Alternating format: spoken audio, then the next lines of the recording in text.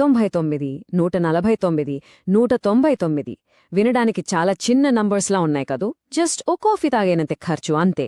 కానీ మనకు అస్సలు తెలియకుండానే ప్రతి నెలా మన అకౌంట్ నుంచి వెళ్ళిపోయే ఈ చిన్న చిన్న పేమెంట్స్ వెనకాల ఒక పెద్ద ఖర్చే దాక్కొనుంది.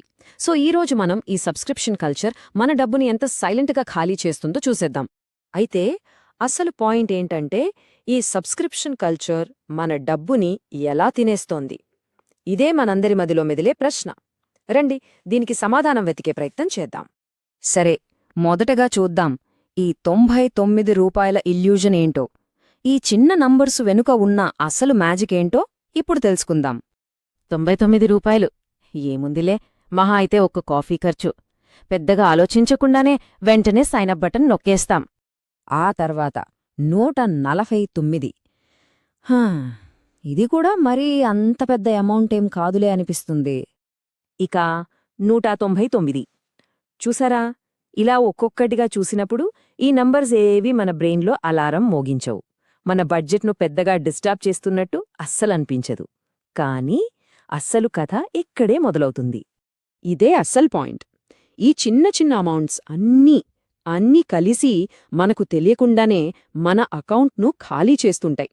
ఇది ఒక సైలెంట్ మనీ డ్రెయిన్ అన్నమాట. దీని శబ్దం మనకు వినిపించదు, ఇది జరుగుతున్నట్టు మనకు కనిపించదు, కానీ లోపల జరిగిపోతూనే ఉంటుంది. అసలు ఈ సిస్టమ్ ఇంత పర్ఫెక్ట్గా ఎలా వర్క్ అవుతుంది అంటే, దీని వెనకాల ఒక సైకలాజికల్ ట్రాప్ ఉంది. అదే సెట్ అండ్ ఫర్గెట్ ట్రాప్. ఈ సెట్ అండ్ ఫర్గెట్ మోడల్ నిజంగా చాలా పవర్ఫుల్ తెలుసా.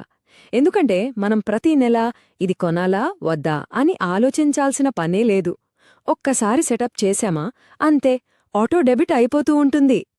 దీని వెనకాలున్న కాన్సెప్ట్ ఏంటంటే డిసిషన్ ఫెటీగ్. అంటే రోజంతా మనం ఎన్నో నిర్ణయాలు తీసుకుని మన బ్రెయిన్ అలసిపోతుంది కదా, అప్పుడు ఇంకో నిర్ణయం తీసుకునే ఓపిక మనకు ఉండదు. సబ్స్క్రిప్షన్ కంపెనీలు సరిగ్గా ఇదే పాయింట్ను వాడుకుంటాయి. ఇప్పుడు చూడండి ఒక ఇంట్రెస్టింగ్ విషయం. నెలకు 149 రూపాయలు. చాలా సింపుల్గా ఉంది కదా, కానీ దాన్నే సంవత్సరానికి లెక్కేస్తే ఏకంగా 1788 రూపాయలు. అప్పుడు కాని మనకు తెలియదు అసలు ఖర్చు ఎంత పెద్దదో. ఇదే పర్సెప్షన్ వర్సెస్ రియాలిటీ అంటే. ఇదంతా చూశాక మనందరిలో ఒక ముఖ్యమైన ప్రశ్న మొదలవ్వాలి. అసలు మనం కడుతున్న ఈ డబ్బుకు నిజంగా మనకు అంత విలువ తిరిగి వస్తోందా? అంటే ఈ సబ్స్క్రిప్షన్లు మనకోసం పనిచేస్తున్నాయా, లేకపోతే మనమే వాటికోసం పనిచేస్తున్నామా? ఒక్క క్షణం దీని గురించి ఆలోచించాలి. సరే, మరి దీనికి సొల్యూషన్ ఏంటి? ఉన్న సబ్స్క్రిప్షన్స్ అన్నీ క్యాన్సిల్ చేసేయడమా? అస్సలు కాదు. ప్యాసివ్గా ప్రతీ నెల డబ్బులు కట్టే బదులు ఒక కాన్షియస్ కన్జ్యూమర్గా మారాలి. దానికి మనకు కావాల్సింది క్లారిటీ.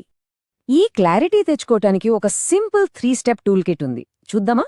First step audit. అంటే మన సబ్స్క్రిప్షన్స్ అన్నింటినీ ఒకచోట లిస్ట్ చేయాలి. Second step categorise.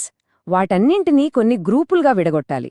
ఇక ఫైనల్గా మూడో స్టెప్ ఎవాల్యుయేట్. అసలు దేనికి ఎంత విలువుంది, దేన్ని మనం ఎంత వాడుతున్నామో అంచనా వేయాలి. సాధారణంగా మన సబ్స్క్రిప్షన్స్ అన్నీ కొన్ని కేటగిరీస్లోకొస్తాయి. అవేంటంటే entertainment, productivity, wellness, life style లేదా న్యూస్ అండ్ లెర్నింగ్.